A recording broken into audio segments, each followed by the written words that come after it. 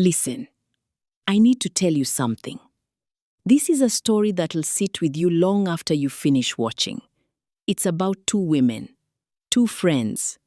And what happens when one person's jealousy becomes another person's nightmare? Now, this tale comes from a time when our ancestors walked these lands. And I'm telling it to you today because the lesson, it's still true. So let me set the scene for you.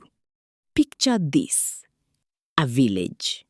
Not too big, not too small. Guinea fowls singing at dawn.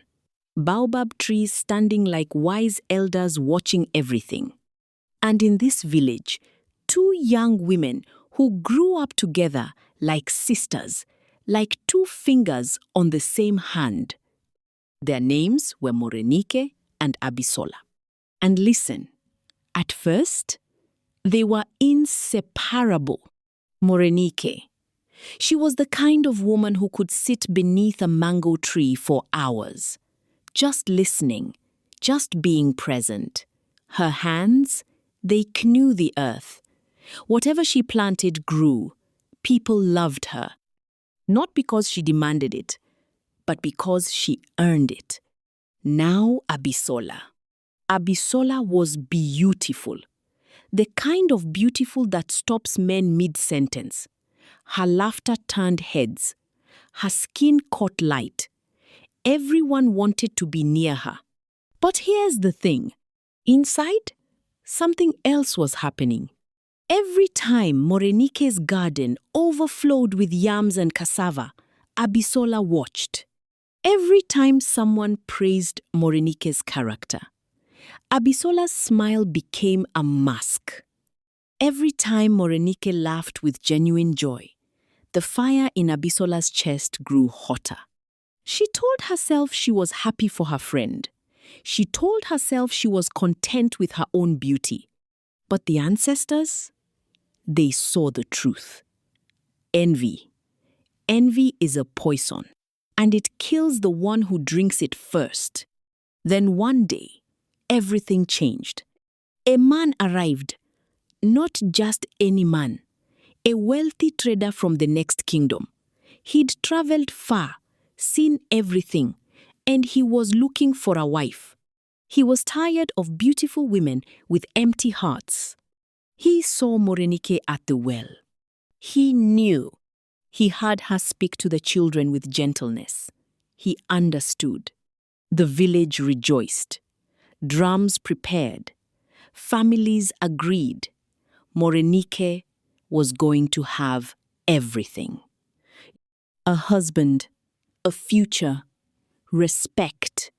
But Abisola, in the darkness of her room, she wept tears of rage. This should have been Emmy, she thought. My beauty is greater. My charm is sharper. Why? Why should she get what I deserve?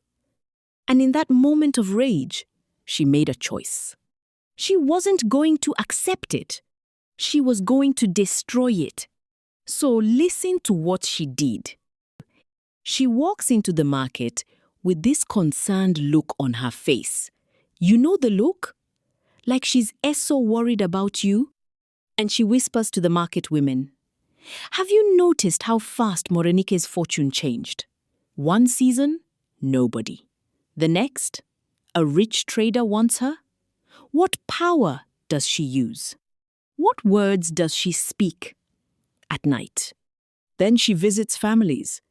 I hate to tell you this, but I've seen Morenike at the crossroads.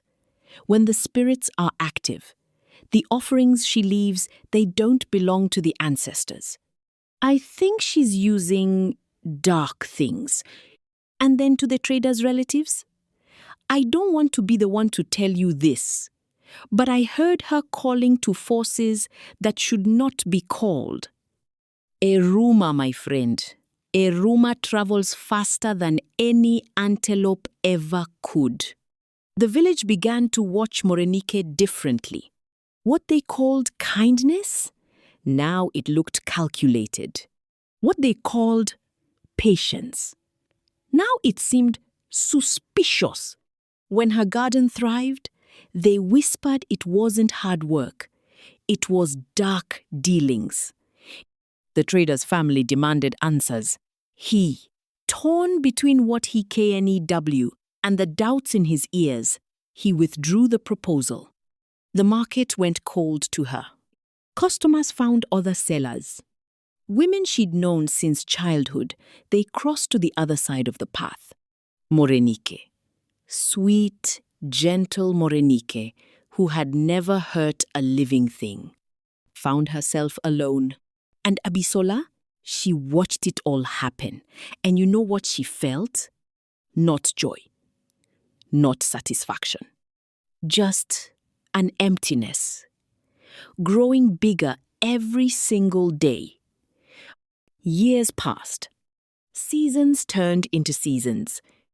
Morenike, she moved to another village, far from the eyes that had betrayed her. And listen to this.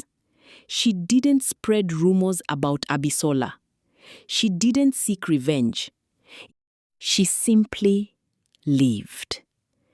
And slowly, slowly, the river of her tears watered new ground. Abisola, she stayed. But no man wanted to marry a woman who could betray her dearest friend. What would she do to his family? Her beauty that once turned heads, now it just looked dangerous. She had money, but she sat alone. She had beauty, but no one wished to admire it. She had a home, but no one ever visited. The isolation, it gnawed at her, like termites eating through wood. Then, one morning, when the Hamatan wind was blowing through the village, an old woman came to the market. She had been very ill, almost gone, but someone had visited her when no one else would come. Someone had brought her water, herbs, care. That someone was Morenike. And this old woman, her eyes could see what truth hides in corners. She spoke for all to hear. I came to tell you who poisoned this village's heart. It was not Morenike. It was Abisola. Every lie, every rumor came from her mouth. While she wore a smile, she carried daggers. The silence that followed was the silence of 1,000 realizations. Some villagers wept. Some traveled to the next village to ask Morenike's forgiveness. And she gave it. As she gave all things, with an open hand, with a forgiving heart. But Abisola finally understood what she had done, not just to Morenike, but to herself. She had spent years consumed with wanting what her friend possessed, so consumed that she never built anything of her own. No husband, because she proved herself faithless. No friends, because she proved herself dangerous. Beauty? Yes, but it became a cage.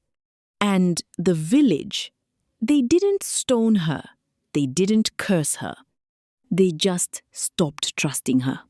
And in a village, in a community, when trust is broken, you become invisible, present, but unseen, alive, but truly alone. And this is why we say, a jealous friend is more dangerous than an enemy at the gate. The enemy? He announces himself with spear and shield. You see him coming, but the jealous friend? She carries the knife hidden under the cloth of familiarity. Abisola wanted everything her friend possessed: the respect, the love, the success, the hope for tomorrow. But in reaching for another woman's joy, she built only desolation for herself. Listen.